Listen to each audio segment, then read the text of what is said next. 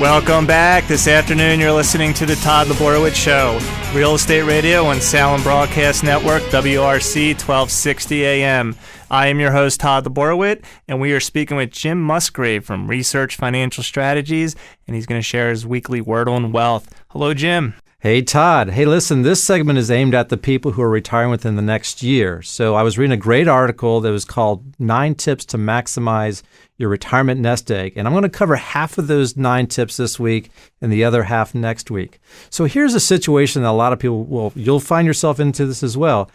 You've worked all your life, you've built up this portfolio, and now you've got to make the transition from being a worker and a saver to being retired and a spender. So it's a different mindset. And so I'm going to kind of talk about these tips right here that's going to help you out. So the first step is to just review your situation. Now, last week I talked about my 4-step process and to determine when you can retire. And just to do a real quick recap, you want to determine what your expenses are in retirement. Then you also want to look at your different sources of income. It could be Social Security, it could be pensions, investments in real estate. And the easiest way to figure this out is just to plug this information into a retirement calculator. You can do a Google search to look up retirement calculators, or you could go to finra.org and use theirs. They're all great. But again, when you're making that transition, the most important thing is to talk to an advisor, because there's many different decisions that are very, very important. And one thing I wanted to caution our listeners about is that when you're making this transition, that money's got to last. It's got to last 20, 30 years. So if you take out no more than 4% of your portfolio in any given year, you dramatically increase the chances of not running out of money in retirement. And also, when you're running those numbers, make sure that you put some sort of inflation in there. I use 3%, but make sure that you have your projections are adjusted for inflation. Okay, so tip number 2, you want to maintain at least 1 year of living expenses in cash.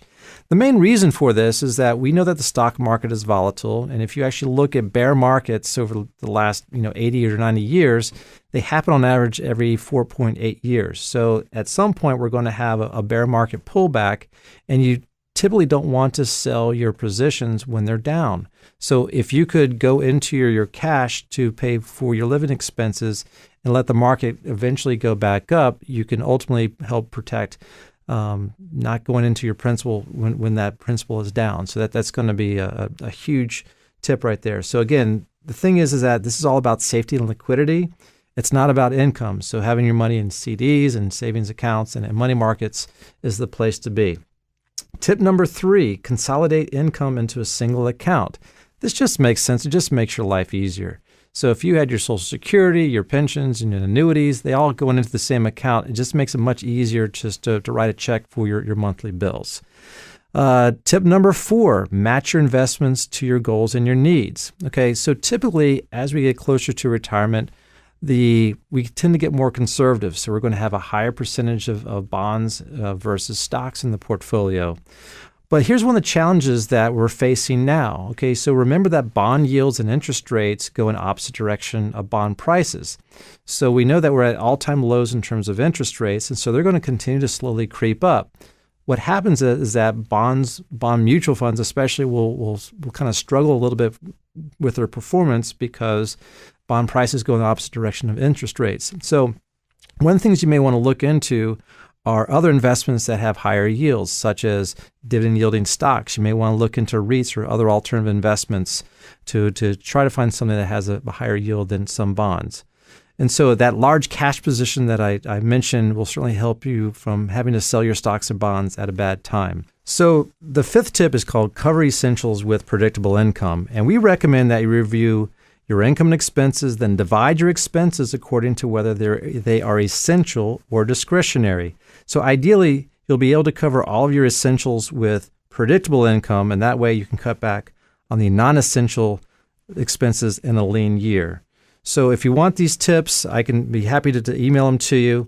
And again, you can reach me at jimmusgrave.com or send me an email at jim.musgrave@rfsadvisors.com.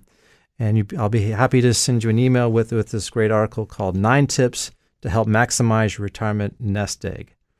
So that's all I've got today on the World on Wealth. Todd, thank you for having me on the show once again. Well, Jim, I really appreciate you sharing that, and we're looking forward to your Word on Wealth next week. All right. Great. Investors endured 2 devastating bear market corrections since the year 2000. Unfortunately, many people still haven't recovered from their losses. Yet our clients tell a different story. I'm Jim Musgrave with Research Financial Strategies. For investments that make money in both bull and bear markets, call me at 301-588-0514 or visit jimmusgrave.com to learn how Research Financial Strategies can benefit you, your family, and your business. Can you afford not to?